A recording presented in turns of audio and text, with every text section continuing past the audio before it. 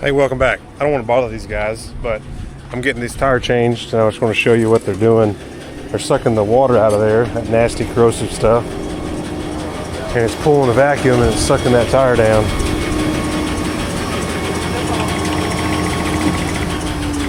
So they'll get that bead broken, which they're doing now, and then we'll work trying to get everything else mounted.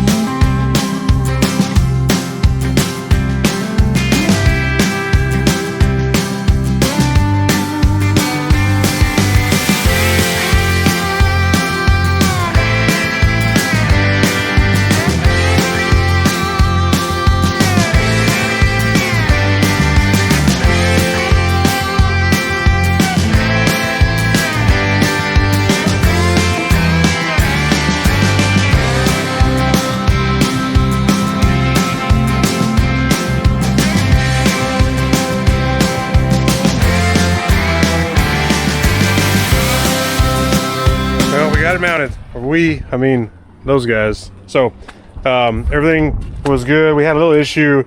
There's a vent back behind here that got broken off when they lowered the tire down, and we couldn't oh, thank you. We just had a little issue. There's a vent directly on the other side of this that when they took the old rim off, it broke off, and we tried to get the threads to take, but they were boogered, so we went and stole it off of Dad's.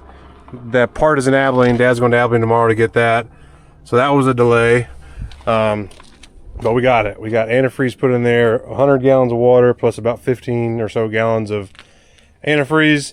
The thing that was a little bit screwy is which was not as much fun for them, but these steps, I didn't think about it. This is a bigger step than the other side is a smaller step, and that's for getting it off the bead and breaking the tire off. And so the best way for the rim would have been to flip the rim, but this is the best way for the tire because it is about an inch difference. So this is already close, and it would have made this an inch closer, which would have made it closer to this than the other tire by like a half an inch, which is maybe not much, but I'm already kind of driving on a row of cotton stalks, so it really should be pushed out anyways. It's just that middle plate was in such an area, if this makes sense, that the bigger distance is to the outside, which made it farther away from the frame of the stripper. Anyways, the explanation is kind of backwards. So to get the tire unmounted, we will have to, if I had an issue, I'd have to take the whole thing off, and I'd have to mount it and break it down on the ground and then put it up. That's what they had to do. Otherwise, if it was correct, they could just break it down and take it off as it sits like they would like to, but those little step indentions were in the wrong location. Anyways, they got it.